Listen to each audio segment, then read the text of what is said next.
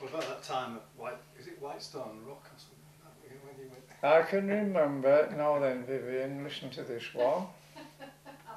I was fishing, I took John with me one day. Hawsker. We went to Hawsker fishing in a competition. Where's Hawsker then? Near Whitby.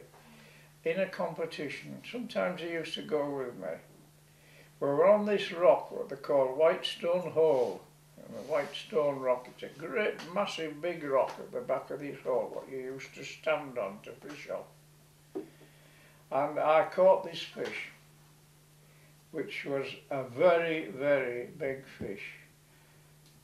I got it right to my feet. I said to John, jump in and get it.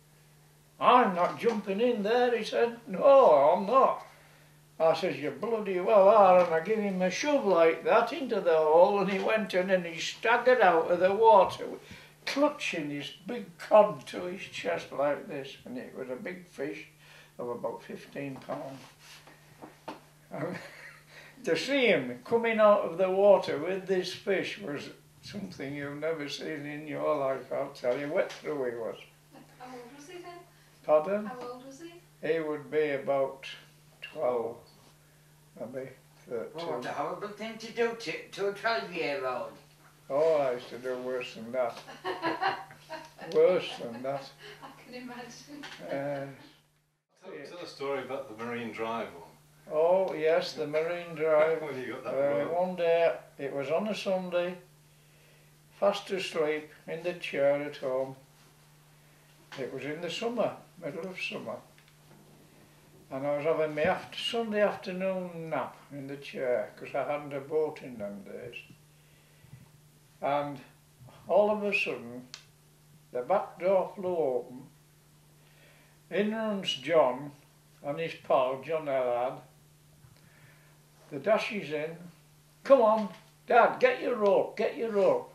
What? What? I'm half asleep. Get your rope and come down with us. Never mind, just you come, grab your ropes. So I grabbed the rope and run down with them. I thought, oh, somebody's drowning somewhere. Took me onto the Marine Drive. Crowd of people, all at the railings. A lady there crying her eyes out. John says, she's lost a handbag over the drive into water down below. You're going to go down and get it. I said, you what? He says, you're going to go down on your rope and get her handbag. And you could see the handbag under the water. Under the water, shining, glistening. Me, down there, yeah. When they put the rope over, tied it to the get over, he says. Well, I had no option because there was that many people all looking in, like being on a blooming stage it was. Well, I climbed over with my rope. I mean, I used to go down many a time on ropes down the Marine Drive wall looking for money and anything that was going. And I went down and I literally lowered myself into the water, underneath the water, totally submerged. I Can't swim, totally submerged, hanging onto this rope. And when I come back out like a great big seal, I was clutching this handbag. Well, if you'd have heard the roar from all the people up above on the Marine Drive, talk about feeling a fool. And when I eventually got to the top and give this woman a parcel, I don't know, I felt the hero of the day. I think she gave me something, I can't remember what it was. I was soaked to the skin. I think she gave me a couple of quid or something like that. That was him and his pal that got me into that one. Then the fun started, didn't it? What we used to do with that boat was nobody's business. It's like a fairy tale down the bottom end of the town, I'm sure it is. People even comment nowadays on some of the escapades that we got up to. Like the time I took 4 or 5 chaps, all my pals, we decided to go one evening fishing. And we went out about 1.5 miles off the pier and fishing away lovely, till it come for the time to come back in. The engine press the start. No. No. No. Nothing happened, did it? Scratching my head, because I'd only just bought the boat, I hadn't a clue. Not a clue. Oh, well, I don't know. Anyway, to cut a long story short, out come the rockets. Little rocket, boom, up into the air, 50 foot up, great big flash, and oh dear, me getting smaller and smaller, wanting to crawl into the bilge. Anyway, to build shader and Blondie Wood come out. They didn't launch the lifeboat because the sea was flat and calm, and they knew who it was that was sat out there. It was that idiot Ray Edmonds that lived in Prince's Terrace. They knew who it was. So they come out in Blondie Wood's cobble, didn't they, to pick us up. Or did they give us a cussing when we got back? I said, well, it isn't my fault, Bill. I said, the bloody thing wouldn't start. Well, he said, I think it's time you got to know a bit about the engine. Then he said, you might be able to start the bloody thing, he said. So anyway, after that, it learnt me a lesson in that. I was always very, very careful, engine-wise, always. And I don't think from that day I ever had a few breakdowns. Like the time we went out and engine was coughing a bit, so we took 2 sparking plugs off its side and said, bugger it, we'll done that. And Tommy Dixon shoved his finger in the hole where its sparking plug was. He said, that'll stop oil coming out, and we kept going. And but we always got by, and always got back. That was the thing. It's always amazed me. We used to go out in some of the biggest seas, haul your bloody crab pots off the Marine Drive, rather than lose them. That always amazed me. Oh yeah. I think we did some silly things in those days. You know, the way, bang! Yeah. That'd be at the front holding on to those 2 bits of wood. Yeah. Yeah. Oh yeah, well as I said, my name still goes on down there. Oh, cowboy. Oh, they don't mention him to us.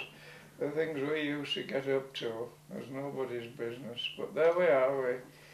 We had some very, very happy days. I did with my boats. Of course, Sam joined us. Old Sam. And the days got worse then when Sam joined us because he was 10 times worse than me. Like the time he run over 4 motorbikes in Princes Street. Oh, the rockers. Do you remember that? The rockers. We'd been off in the boat, we'd come back, we were tired, it was one Sunday afternoon. That was when the mods and rockers was all on the go. And there was some very, very nasty characters in those mods and rockers, there's no doubt about it. And they'd all parked the bikes in Princes Street. Now Princes Street, where I lived, was only, 12 foot wide at the outside. And Sam's van, which he had, we called it the battle wagon. It was a big van about maybe 8 foot wide, which didn't leave much more room.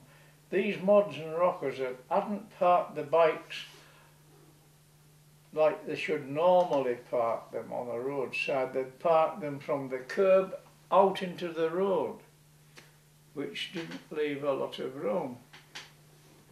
And we were tired, we'd been out since 4 o'clock in the morning fishing. Coming home, come round the corner of Princes Street in Sam's van, and Sam just said that, and see him saying, oh bloody hell, he said, look at this lot.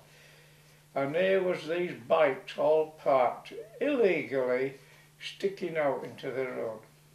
No chance of getting through with the van, and you can't back a van out of Princes Street once you're in it.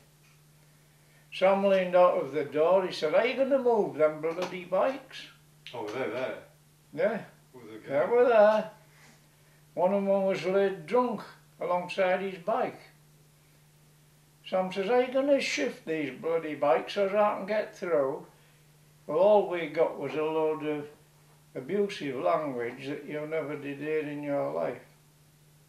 Right, Sam says. Okay. He backed the van about 3 yards, just revved it up a bit and he set off.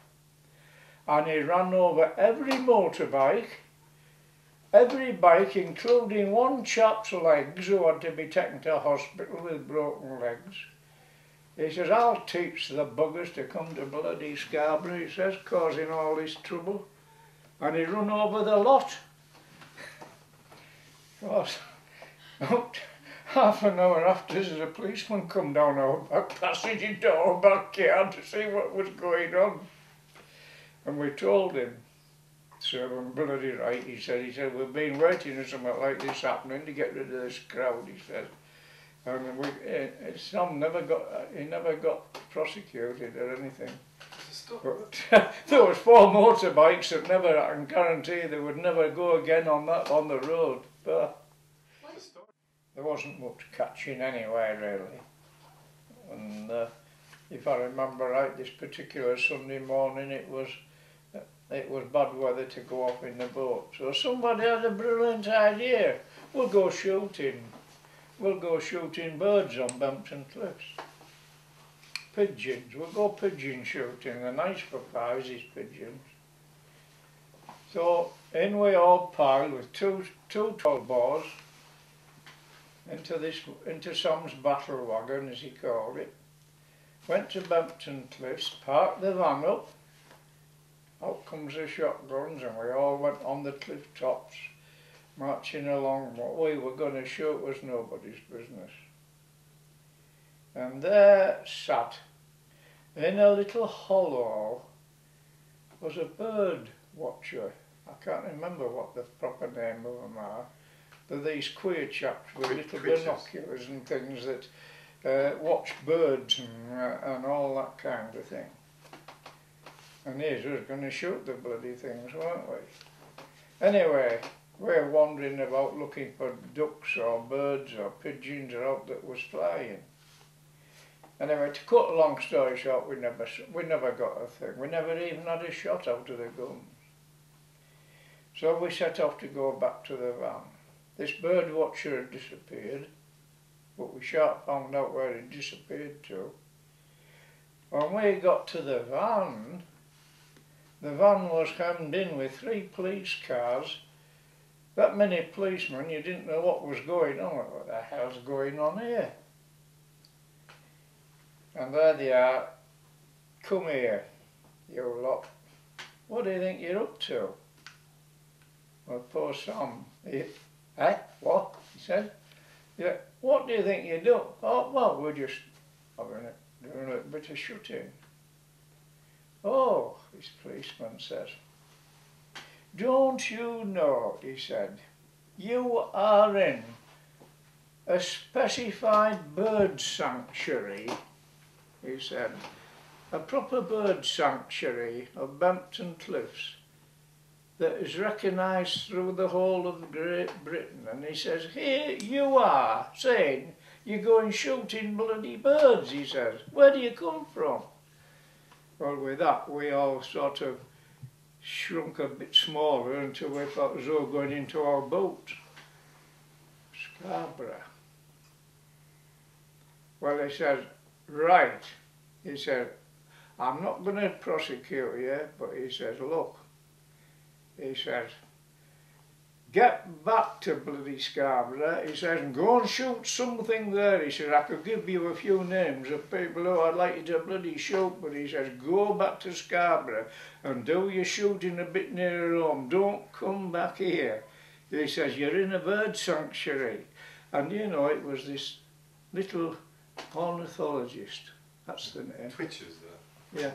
That had been, when he'd seen us with the guns, he dashed down to the local policeman in Bempton and got him out, dragged him out, and he dragged all the police force out into North Yorkshire. And that, that was a bit very scary, was that fellow, still alive today. Teddy Bell, unfortunately, Ted died a lot of years ago. There was the 3 of us, me and Ted Bell and Billy Brown. We were the only people ever to go down on ropes, 500 feet cliff, down the sheer cliff to do our fishing. So what's at the bottom of those cliffs? I never knew. Rocks at the bottom. You There's used to about leave me at the top. roughly about 50 yards of rock, that's all. And we used to go down the sheer cliff face to do our fishing. Well, you can imagine what people used to call us in Scarborough. We were the most craziest, balmiest people ever to set foot on this earth. But we held, and I think to this day, right now, all these years, I think me and Bill Brown still hold the record for a catch of fish weighed in a competition. And we weighed, I think it was nearly 90 pound of fish in between us in one 4-hour competition. And we had that much fish, we had to leave our rods, all our tackle, everything at the bottom of the cliff so that we could carry the fish up to the top and go back the next day to get our tackle. And I don't think that record's ever been beaten to this day. I'm almost sure it hasn't. But we had some lovely times down Bempton cliffs. And I think, and that's another record I think I still hold in a competition. Off that place that's on that film of yours, John, I caught one day, I caught 9 fish for 84 pound. And that was weighed in a competition. Because Ed Peart, I can remember him, well, I thought he was going to have a stroke or something when I went to weigh the fish in. And he said, where the hell have he got this lot from? And he wouldn't believe me when I told him. And that's the exact place, and that's where I've said to Kenneth, I've said to Stephen, I said, that's one place I want to go before I snuff it. I'd like to go and fish that place just once more. And I will. I've said to Kenneth only a couple of days since, I said, I'll go. If I've got to walk it, I'll probably go. I'd love to go there. And you remember the last time you took us to Flamborough? Yeah, well, you know where we went and looked in North, we went and looked in South Landing. And I believe I said to you it was across that beck, there's a beck, you go across that beck and walk on the cliff tops for about 50 or 60 yards. And if you don't know where to go, it takes some finding because it's just a little snip in the cliff like that. And you go down and there's this plateau, about maybe 20 yards square of glass, and it's as flat as a billiard table, and you just stand on there and chuck in, and it's marvellous. Yeah, it really is. I'll go there. That's I wouldn't mind my ashes chucked in there when I snuff it. You know where the corner cafe is, Vivian? Yeah. It smashed the corner cafe and all those bungalows into smithereens, and I mean smithereens. All the cafe and the timber and everything, the sea was that high, it washed it into P-Zone Park. And it was all in P-Zone Park, was all the corner cafe. It was horrendous. And there's never been... the sea was right away up the bottom of Hawsker, and it actually went into the Dolphin pub in the sea. And that was boats in the harbour floated out of the harbour, and they were on the foreshore, actually in front of the Newcastle Packet on the road with the boats. That's never been since. I've never known that. When was that? 1953, February. 1953. That's when at Canvey Island, the same night was when Canvey Island was destroyed and all those people killed. It's the same storm. It was all right up the north coast. It was what they call a surge, a sea surge. It was a combination of the size of the tides. there was a hurricane in the North Atlantic which was pushing the sea through the Pentland Firth into the North Sea, which was causing a surge down the North Sea. Like, imagine, as they call it now in this day and age, two tsunamis. In them days we call them tidal waves. Yeah. And it pushed one of these waves right down the North Sea, and that's what it was. And it combined with the high tide, which was a spring tide, plus this tidal wave on top of it, which made an ordinary tide, say, maybe, shall we say, a 16-foot tide into a 22 or 23-foot tide, which made it roughly 8 or 9 foot higher than normal. So you can imagine where it went. Well, I didn't tell you about my Uncle Ben, which was my Uncle Ben was my mother's great aunt and uncle. Now they are related, actually related to our family on the Emerson side, because my great auntie was an Emerson. Now Uncle Ben was my great uncle. Now Uncle Ben used to come down Seymour Road every morning round about 9 o'clock, a little horse and cart, and he used, in those days, just past where we lived, opposite the MFI as it is now, was Roberts's Nurseries. There was roughly just before you get to where Dean's is now, Dean's Garden Centre, that was all Roberts's Nurseries, and they used to grow all sorts of veggies and stuff like that. And my Uncle Ben used to work there, and he used to come by on his horse and cart, and he also always stopped at our house to pick. In those days, flasks weren't invented.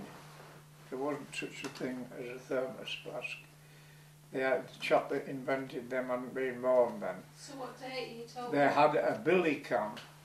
If you know what a billy can is, a little billy can, and you used to fill that with tea, and they used to have cold tea. I used to have cold tea in a bottle of cold tea when you went to work, when I was an apprentice. But that's another story. But my Uncle Ben used to go past there, and as I said, there was no cars, no buses. Seymour Road was just a cart road really, and used to get horse and carts going up there. On a Monday, I always remember, this was a thing I always remember right from my childhood, Mondays was the day of the week. We used to, soon as we were dismissed in class, which was Hinderwell School, before Hinderwell School it was Fallsgrove School, Hinderwell School and Gladstone Road. When we were at Hinderwell School, as soon as a teacher dismissed class on a Monday afternoon at 4 o'clock, wasn't these stupid times like they have now at 3 o'clock, it was 4 o'clock then, and if you hadn't behaved yourself, you were lucky if you didn't get out till 5 o'clock. Yeah. We used to dash out when we were dismissed, and we used to run all the way on a Monday from Hinderwell School down Seymour Road to Seymour Market to bring the cows back to the market. Now this was hilarious. Even Murray Belfitt doesn't know naught about this.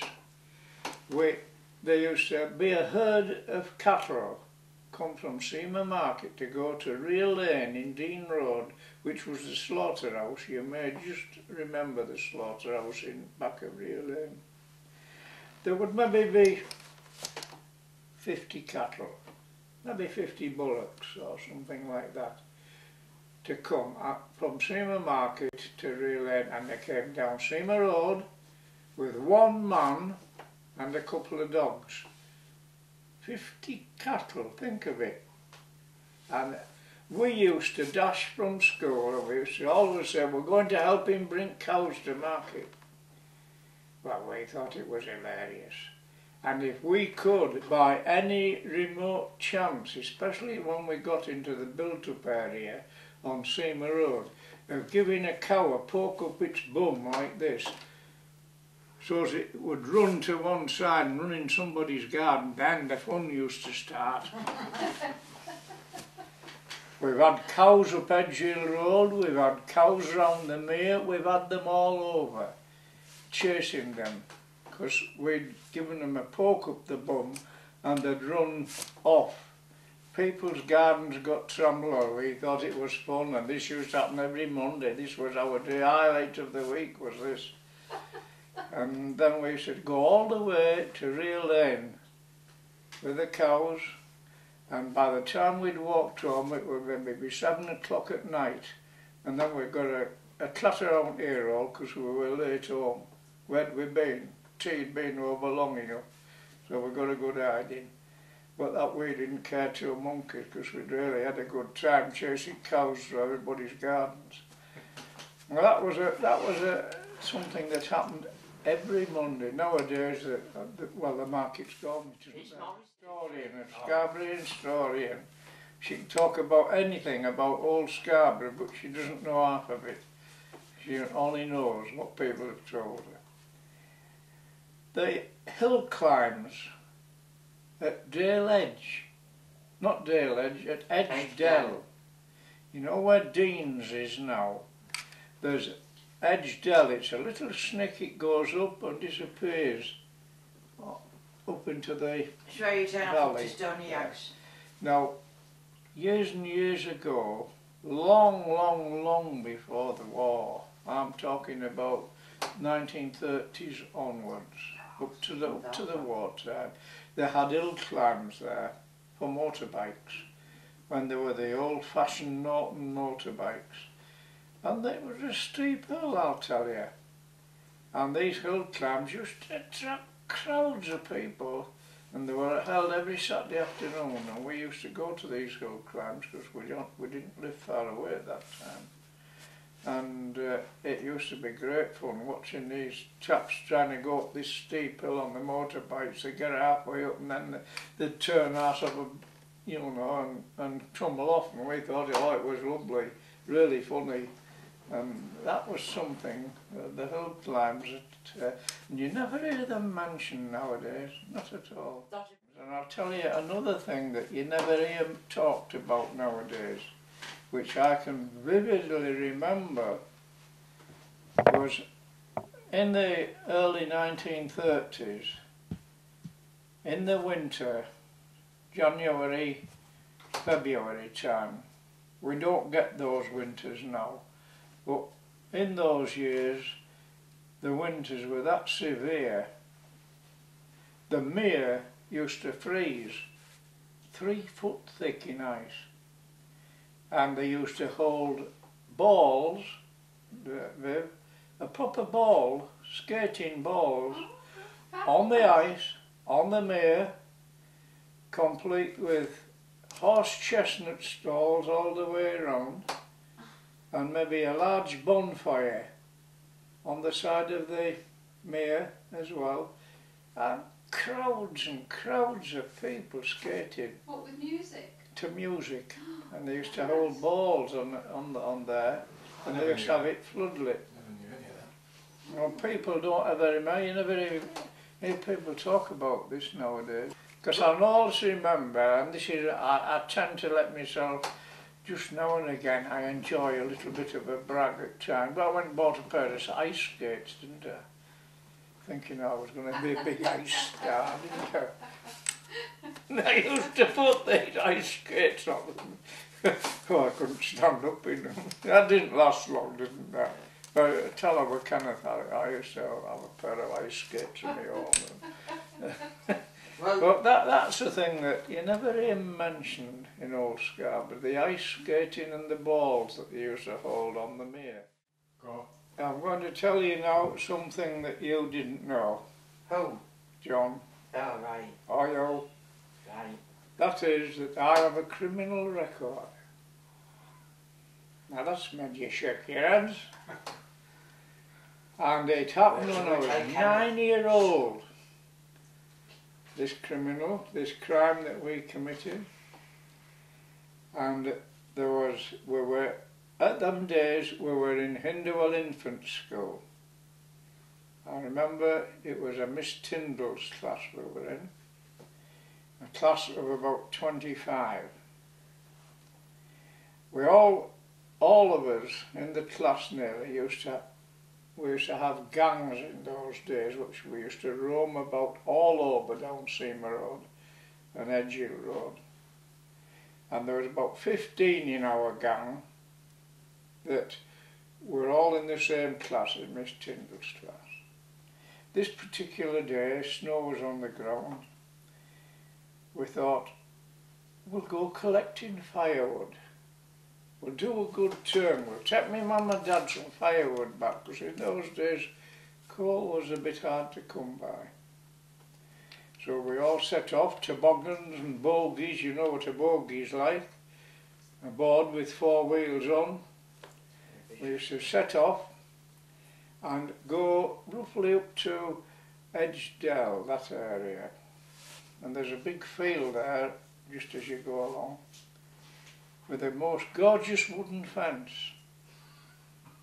So, bright spark here, I seem to always get the job of getting into trouble, decided that we'd demolish this fence. It looked lovely fencing, lovely nice wood for the fire. So we started to demolish it and put it all on the bogies, on the toboggans, all nicely stacked up, ready to go and take back home. Until all of a sudden, what do you think you lot up to? The biggest bloody policeman you ever saw in your life stood there, gawping at us. Well, we just stood there. Well, I mean, we weren't very big, we were only 9. We were just stood there, didn't know what to say. We're getting firewood and all this. Oh, right. That's somebody's fence you lot's chopped down. Right. Come with me. So he took us, he took, well, it was me and our Jeff, my brother. He took us home and saw my mum and dad. Of course, we got a good hiding straight away. But they decided to prosecute, didn't they? And to cut a long story short, we were all ordered to appear at Scarborough Juvenile Court, which was the old courthouse at the corner of North Marine Road and Castle Road, which has been long since demolished, on such and such a day.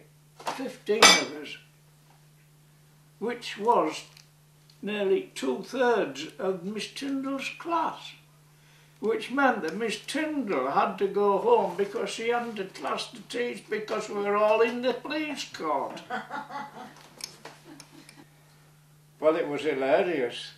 There was the whole lot of us, the 15 of us, all stood in a great big line in front of this magistrate in the police court, getting a right good drumming down. Anyway, we got a caution, and yes, we'd be good boys and we wouldn't do it anymore, and we'd be really good and all this. But poor Miss Tyndall, she had nobody to teach, had she? We're all in court. And that was something that I always remember, and that's the only real time that I've ever had a criminal record to this day. Your grandma, she was a little woman, very small, Vivian. She wouldn't be 4 foot high. She was more of a dwarfy type of person. Immensely tubby. Absolute rosy red face, very chubby face, all rosy red, and she had a great big wart on her nose end. I always remember that wart of my grandma's, right stuck on her nose end was this big wart, but she was a gorgeous old lady, she really was. Oh, she was a nice old person. On a Sunday, we'd set off on a Sunday, we'd walk from Humbly right away down Reeton Gap, then we'd walk across the beach from Reeton to Filey. This was a Sunday afternoon's walk from Reeton to Filey, stop at one of our relations again called Farlines at Filey, which is still on the go, it's Farlines. We used to stop there and have a cup of tea, and then we used to come back across the fields to hunt and maybe get home about 6 o'clock at night. That was your Sunday. That was every Sunday. But well, we used to think it was really, we used to really get let loose on that day. We used to roam all over the place. Yes, we were related to Farlines at Filey. They're still on the go. How do you spell that? Farlines, Farlines. I don't know where, I think it was on your great-grandma's side. Not granddad's. Granddad's was the Emerson's side. I think Grandma was the Farlines, I think. She originated from Filey. They're a fishing family, is the Farlines. It sort of rings a bell, doesn't it?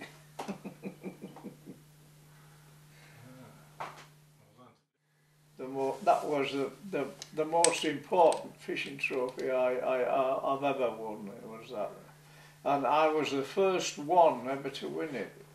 What was it? It was called the Wanless Trophy, but it was then recognised as the North of England Championships. And this particular year, this old chap, they called him Arthur Wanless, he was a big businessman up there, New Biggin, all up that area. And he gave this trophy to the Northern Federation of Anglers to be competed for every year, and I was the first one to ever win it. And that was at New Biggin. It's still going then? Pardon? It's probably still going then, is it? Oh, it's still going, yeah, it's still on the go. On it. Oh yeah, the Wanless Trophy. And well, I say, the first year, and I remember winning that, because we finished up at Red Lion at Gisborne, absolutely drunk as skunks. I remember. About right. Oh, them were good days with them. And the way I won that, they wouldn't believe it, because it was a place, something in it, remotely like Filey Brig maybe. It went out on a big peninsula out to sea. And then there was a lot of places back nearer the cliffs, like. And I'd been fishing out on this peninsula, there wasn't much doing, I didn't care much for it. There was a bit of a slack hole right up under the cliffs, without any water in it. And of course everybody was fishing as far as they could out into the things. I'd been fishing out there and I wasn't doing any good. Then I got a bit fed up. I thought, oh, I'm going to go and chuck into this here hole at back with hardly any water in. The tide was flooding. And as the tide was flooding, it was filling this hole up all the time with water. And believe you me, I started catching codlins, John, one after the other. I couldn't go wrong. Couldn't believe my eyes. It was full of fish, this hole. Every time I chucked in, I got a fish out. Oh, I absolutely cleared the decks. That was it. I was really chuffed about that. Yeah, that was nice. Aye, the Wanless Trophy. And I mean, I've done a lot since then in my fishing life. Used to go down to, where's it, down the south coast or something as well? We used to go to Louis in Cornwall, the Terrible Three, me and Bill Brown and Teddy Bell again. Oh, and Jeff Richmond, decorator, he used to go with us. We used to go on an old Norton motorbike and sidecar down to Cornwall. I remember being in a sidecar when I was about... It would be Bill Brown's 6. sidecar on his motorbike, the old Norton motorbike. And to go all that way, 300 and nearly 400 miles down there, the way we used to go, because there was no motorways then. I mean, I'm talking of what, in the early 50s. There was no motorways. You used to have to go round by Exeter and goodness knows where, and then over Dartmoor, and oh, what a journey. On a motorbike, it was hilarious. We used to go down there fishing. We used to hire a caravan at Low in Cornwall for a week. And a caravan camp, that's when caravan camps was in their infancy, then they were just sort of getting explored. And we hired this caravan, and what we did in that caravan was nobody's business. We used to have a big box of ragworms stuffed under bed for bait, and because they used to get loose and we'd be hunting them all over the caravan.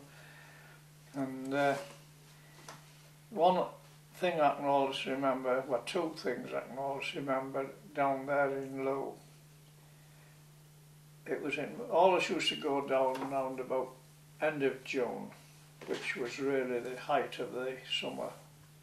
Very, very hot, stinking hot. And in the river at Low, the mullet used to come up the river in shoals that thick you could literally walk on the backs of the shoals on the water. They were that thick. Till one day, and they used to go up the river to the pilchard factory, did these mullet, and feed off the offal coming out of the pilchard factory. And when the tide turned, they obviously come back and went out to sea. We had a brilliant idea, brainwave father that you've got.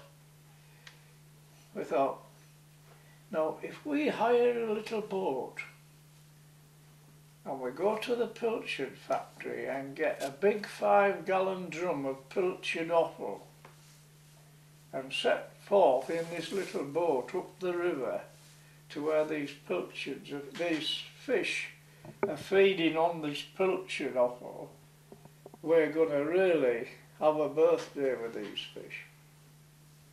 But we set our stall out, didn't we?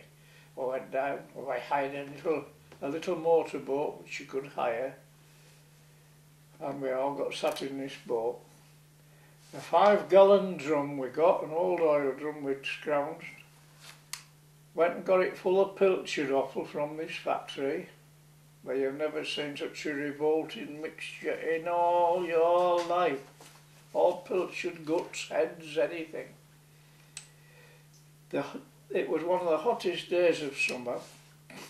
We put this tin of pilchard offal in the middle of the boat, only a little 12-foot boat, that's all. And we set forth, didn't we? Fishing rods all up there ready, going up this river. We found the shoal and mullet. Thought, right, this is going to be really good, this. And we started chucking pilchard offal out, and the mullet was gobbling it all up, and we were baiting with this pilchard offal. Well, to cut a long story short, we never got a bite, did we? The fish were laughing at us, literally, out of the water. Then look at them silly sods. Well, after we'd been sat about half an hour in the boat, with the temperature at about 80 to 90 degrees, with 5 gallons of pilchard offal in the boat, you can imagine what the smell was getting like. Well, first one of us, then the other started balking till we were all spewing our guts up outside the boat with smell of this stuff.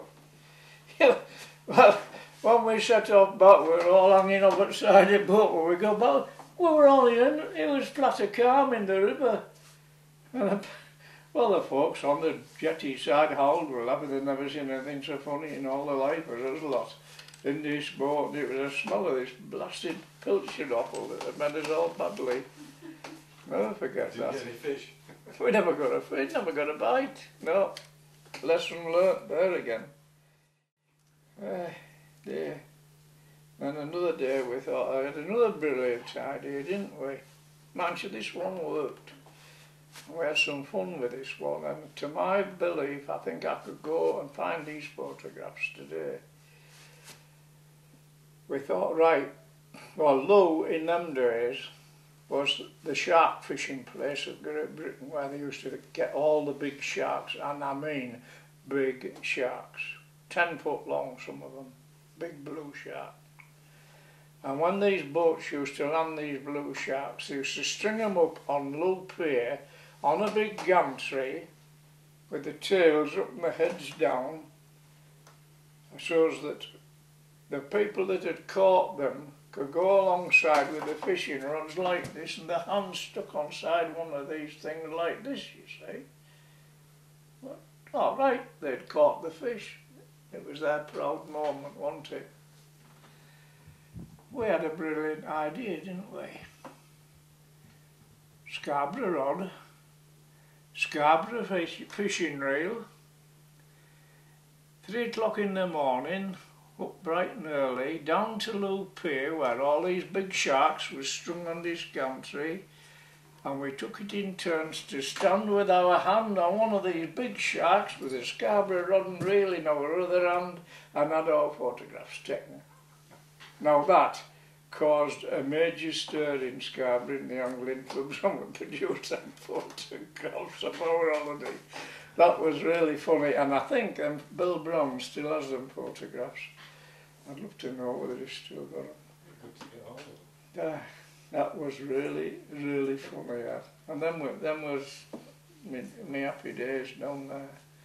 Really nice days. It was rotten when I bought it off him, I think. What, Cattery? No, the second boat I had, we christened it the Pilot. We called it the Pilot, me, and I bought it off him. And it was rotten, I think, when we bought it. And we were well known as a paint and putty boat at Scarborough, because there was that many patches on the bottom with paint and putty and bits of lead tapped on bottom. We were well known for it. Oh, it was to get water coming through, and we'd stick a lead patch on with a bit of paint and putty to see it. Oh, it's a wonder we didn't drown ourselves and get killed on that boat. I'm not kidding you. As we went to see it one day, do you remember Big Sid? Big Pipe, you remember Big Sid? I do, he was after my mother. Great big lips, Vivienne. Massive, great lip, bang, bang, boom. Oh, what a case he was. And we'd been out in a boat this particular day, and he said we were out fishing, and I didn't used to care two monkeys. He used to, he'd say, "There's water on my feet." I said, "You what?" He says, "There's water on my feet." I said, "That boat must be leaking again." And it was like, we started to pump it out all the time. Anyway, when we come into harbour, and I can see it now. There was Big Sid there. He was really getting worried about this water. And it was about 2 inches deep on bottom boards it bought. So we pulled up alongside Lighthouse Pier. I said, "I will find out where this flaming leak is." And I took one of the bottom boards up in the boat, and without word of a lie, the water shot about 6 foot up in the air. The sea just come like that through the hole at boat bottom. Well, Sid shot up that ladder like a jackrabbit.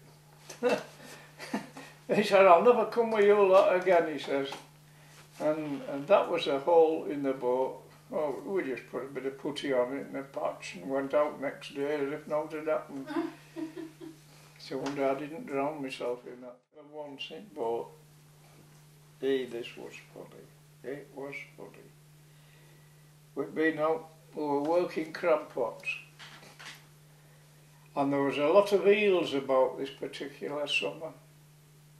And I hauled this crab pot, and Big Sid used to always, as you remember, sit in the same place in the middle of the boat, like this, all day long. Never move, like this. And I was up in the bows, all in crab pots. And when I hauled this one particular crab pot, there was a big eel in it. About a couple of foot long, this eel.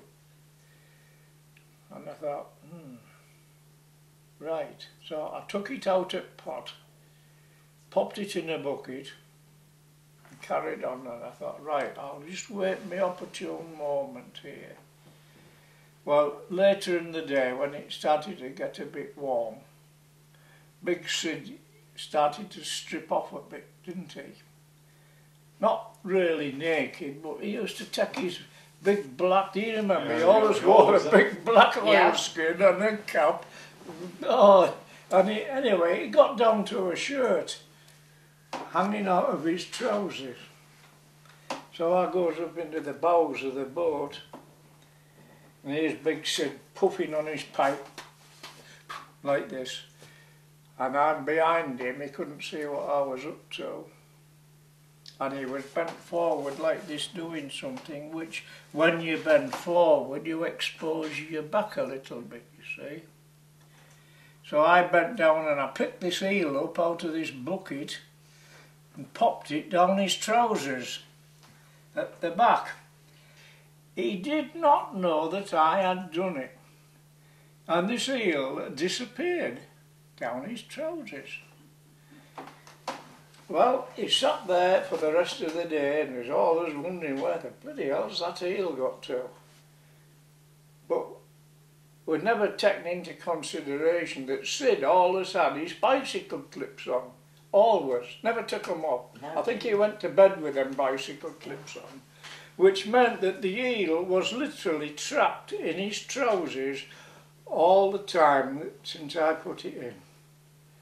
Anyway, he went, and we got ashore on his bike, his little motorbike, went home. We just stood gobsmacked that way. West eel. I found out the next day, didn't I? He'd gone home, because I used to go round to his house. I went the next day, I went round. Well, talk about being in the doghouse, poor old Sydney. He'd gone into the house, took his bicycle clips off when he got in the house, so he could get his oilskin trousers off.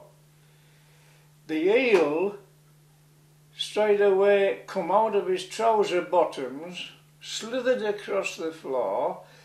His wife gone, oh, fainted and hit her head on the floor, knocked herself out, didn't she? There's this bloody eel going across the kitchen floor. Well, I think Sydney and it was nearly divorce papers over that incident. Oh, it was so funny. I mean, it'd been in his trousers. How anybody could have a 2-foot eel in the trousers for about 12 hours beats me. Without knowing, I'd sharp know if an eel was down there swimming about. But, yeah, that was another funny incident. I went to get some worms off him to go fishing. And he said, don't see why I should let you have your worms. He said, they're scarce, they're hard to come by. But I'll let you have them, seeing as they're yours, seeing as it's you, he says. So I got this parcel of worms off him. Well, when I got them, I took them home, and when I opened them up, and I lived in Princess Street, to say that they were rotten wasn't in it. You couldn't have put them on the fish hook. They were gone completely. And I looked at him, I thought, right, mister, you're going to get this. So I carefully wrapped them up again. And I waited till he shut his shop at tea time. I went down and I posted him through his letterbox, didn't I? And next morning, when he opened the shop, there was all this parcel of dead worms in the shop floor.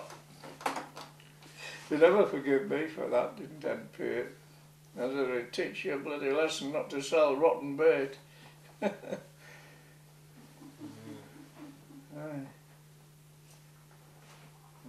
Because he always used to say, he said, do you know, he said, and he'd been in fishing tackle shop all his life, I didn't pay it. Because that was at the bottom of Eastbrook, wasn't it? Yeah, he knew what he was talking about. And he said, I've seen a lot of things in my time, he said, with anglers and fishing. But he says, one of the most vividest memories I can ever remember he says, was you one morning coming round Eastborough Bottom pushing that carrier bag that you used to have. He said, you'd been fishing all night on Far Pier End and you had 2 fish hung from the handlebars. The heads was tied to the handlebars and he said the tails was trailing on the floor. And he said, I will never forget that sight. Them fish would be about maybe £14 a piece. So I've never seen anything like that. And he said, I'll never forget that. He also used to be on about the time when I come round corner of Eastborough with 2 great cod hung off the handlebars. But I mean, in them days you could catch fish like that. I wish you could now. Why is there no fish? Is that just fished out?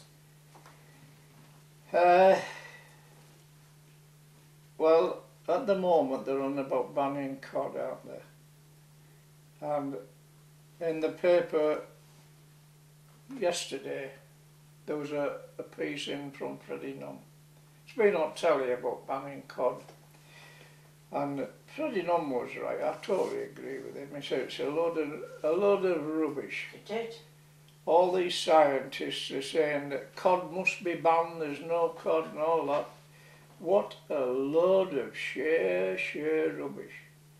There's plenty of cod, plenty, if they go about it the right way, as fishermen want to do. But they just want to ban it out of hand.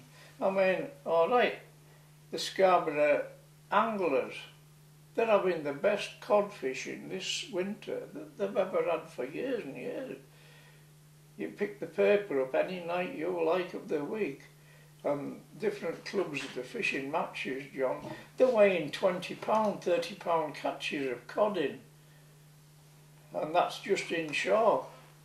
You know, the boats can go out to sea, as Freddie Nunn said in the paper last night. The boats will go out to sea, and when you're dragging a trawl across the seabed, you can't say which fish has to go in that net, because that net's about maybe 200 foot down in water. You catch what is there, and they're pulling cod up in the nets, and they aren't allowed to land it. It's got to be shovelled overboard. Now, when you bring a trawl net up from the seabed, when it gets halfway up to the surface, the swim bladders blow. This is a normal thing. The swim bladders blow, them fish are dead. All right, they'll wriggle and all that, but they're dead. And yet the cod has to be shovelled back into the sea because they aren't allowed to bring it ashore. And Freddie Nunn says, he says, these scientists want to come with us and watch us shoveling the cod back into the sea that we catch in the nets because we can't bring them ashore.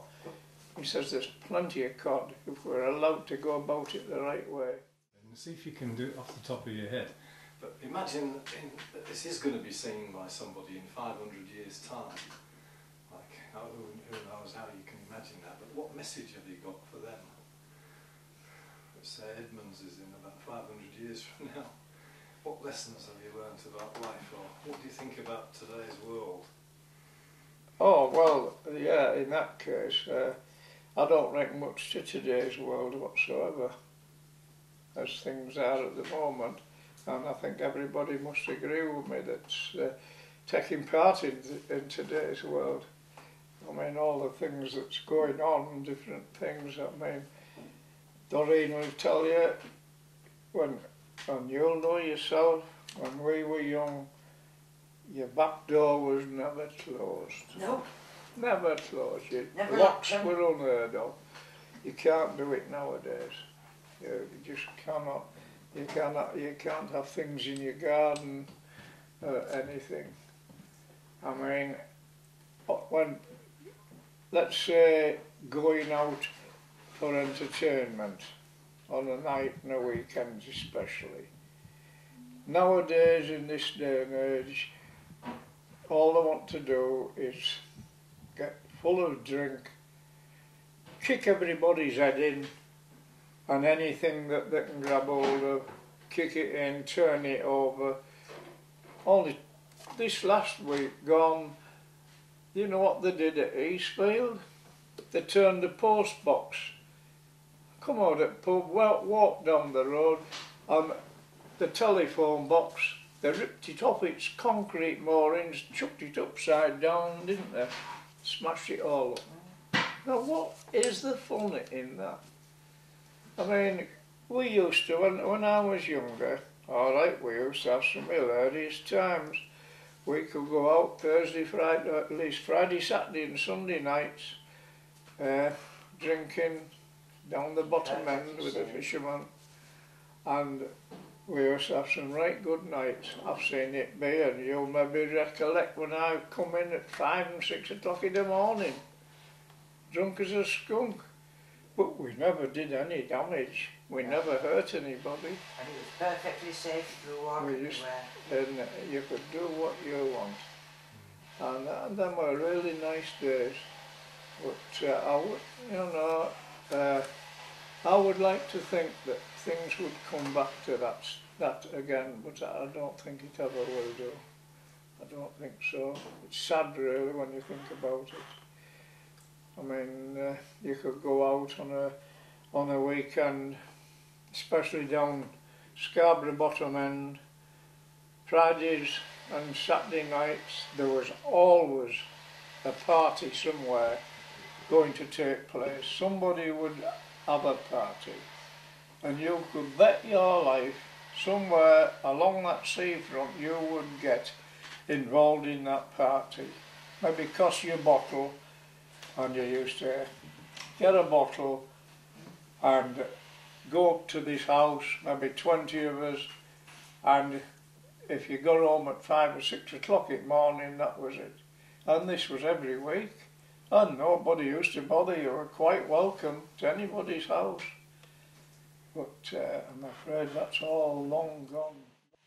The Spa was one of my, all the 30 odd years I worked for the council, that was my, what's the word, my swan song was the Spa as regards work, because I was asked. There was nobody else, literally, and I can quite say this without being clever or big-headed, there was no one else available that could do lead work as such. Nobody. And I learnt mine off my dad. My dad taught me how to do it. And therefore I was given the job of renewing the lead on the main tower of the Scarborough Hall.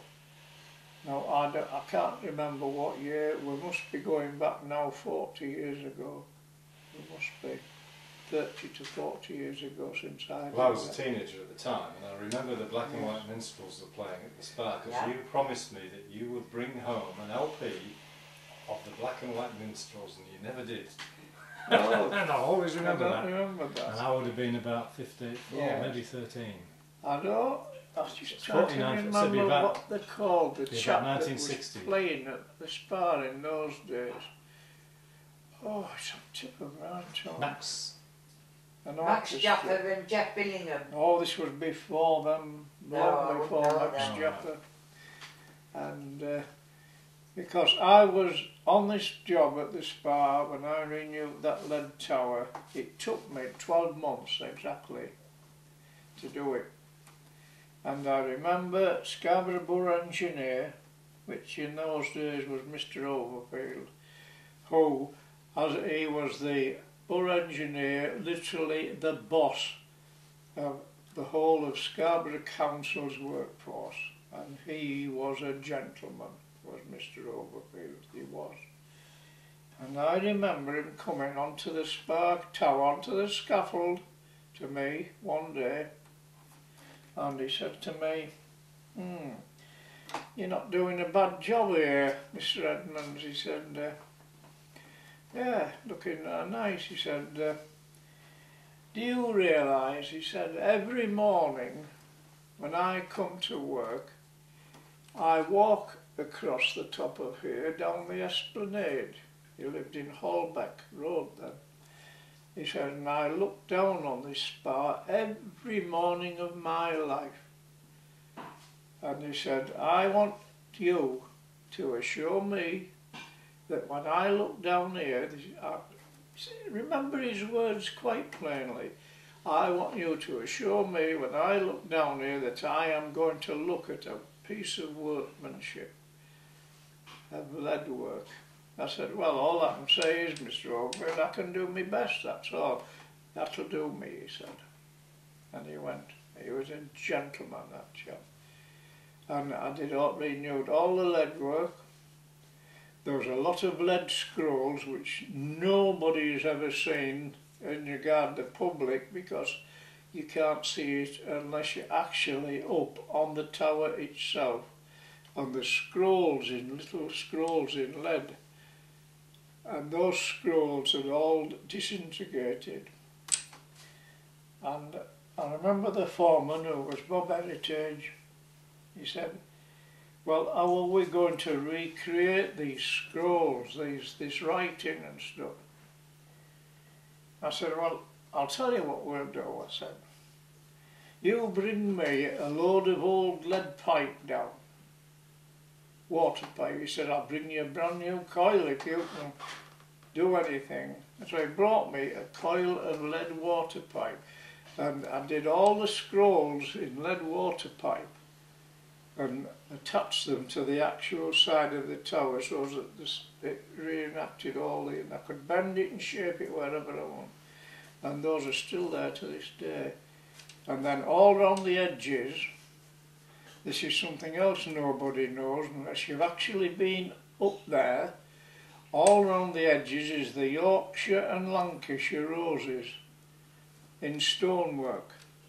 About every 4 foot there's a circle of a rose with a hood on it.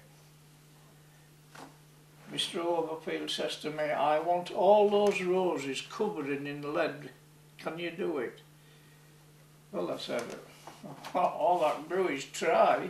As if I can't, and that's it.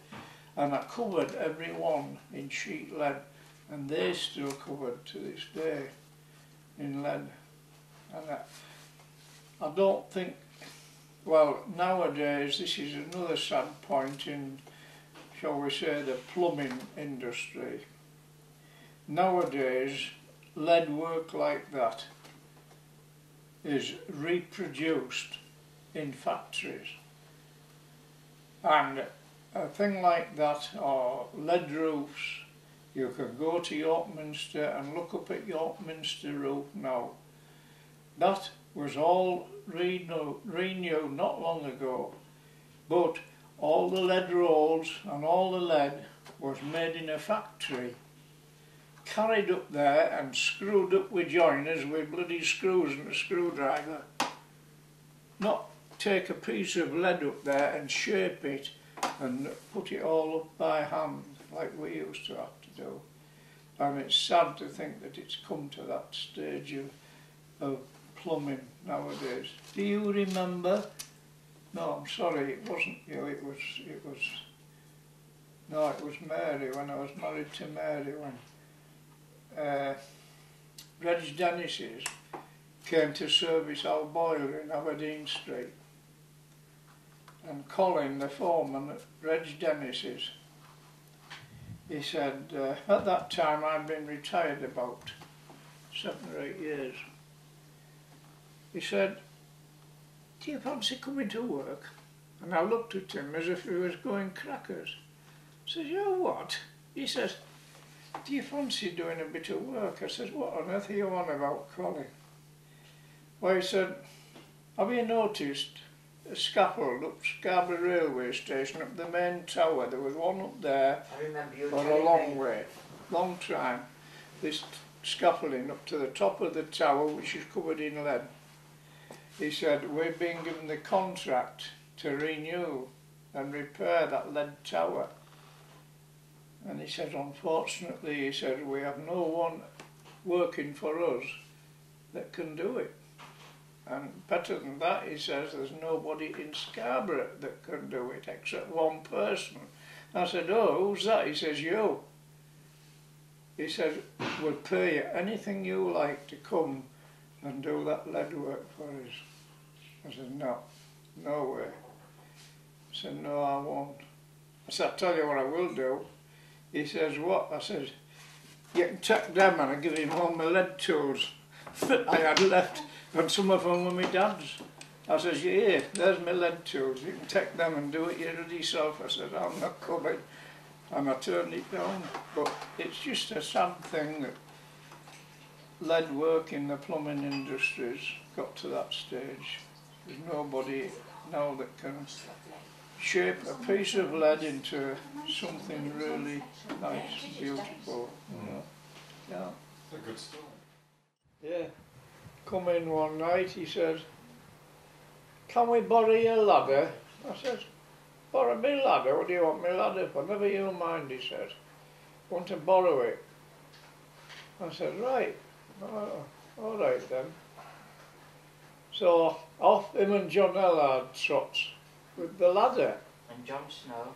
John Snow, the TV presenter. What was John Allard like then? 'Cause I've never met him.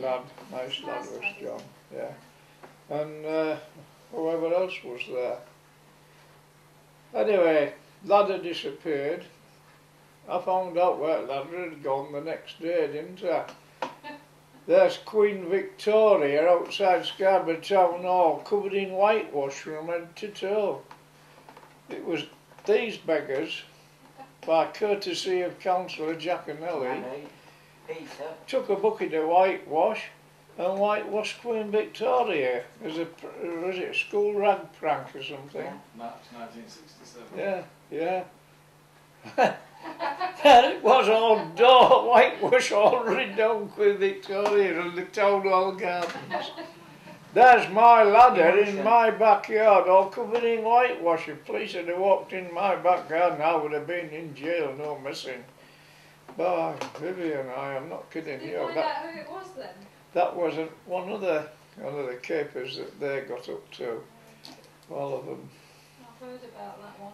Oh yeah, well that was official, and that boy, I'd love to get that John Snow and have a talk to him about that, I really would.